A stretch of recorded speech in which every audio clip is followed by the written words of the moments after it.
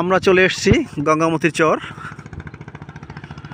এখানে দাঁড়িয়ে সকালবেলা সূর্যোদয় খুব অসাধারণভাবে উপভোগ করা যায়।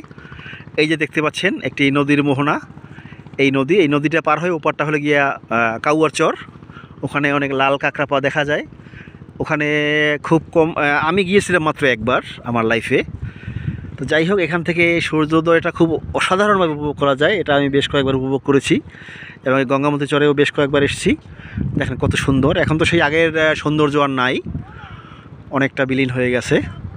তো মোটামুটি আপনার কুয়াকাটা 0 পয়েন্ট থেকে, মানে চৌরাস্তা থেকে এখানে জনপ্রতি আসা যাওয়া ভাড়া নেয় 100 টাকা ভ্যান গাড়িতে। তো আমরা 12 জন মানুষ 2টা ভ্যান গাড়ি নিয়ে এসেছিলাম। আমরা একটু দরদাম করে 2টা ভ্যান 800 টাকা, মানে 400 করে 800 টাকায় 2টা ভ্যান নিয়েছি 12 জন। তাতে আমাদের বোধহয় সম্ভবত একটু কম পড়ছে, 37-38 টাকার মতো বোধহয় পড়ছে জনপ্রতি, মানে এক সিঙ্গেল। তার মানে 75 টাকা সম্ভবত পড়েছে জনপ্রতি আসা যাওয়া, যেটা ওরা চেয়েছিল 100 টাকা। অসাধারণ সুন্দর। এখানে আসলে এখন প্রচণ্ড রোদ, যার কারণে একটু কষ্ট হচ্ছে থাকতে। তো রোদ না থাকলে বিকেলবেলা খুব সুন্দর লাগে এই জায়গাটা। বিকেলবেলা একদম খুব ভোরবেলা সূর্যোদয়ের সময়।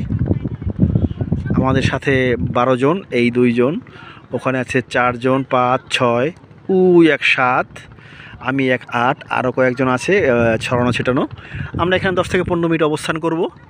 এরপরে আমরা এখান থেকে যাব মিস্ত্রিপাড়া ঘুরে ফিরে দেখে তারপরে আমরা আবার দুপুর নাগাদ হোটেলে ব্যাক করব। হোটেলে ব্যাক করে ফ্রেশ হয়ে শাওয়ার নিয়ে খাওয়া দাওয়া করে আবার বিশ্রাম করব।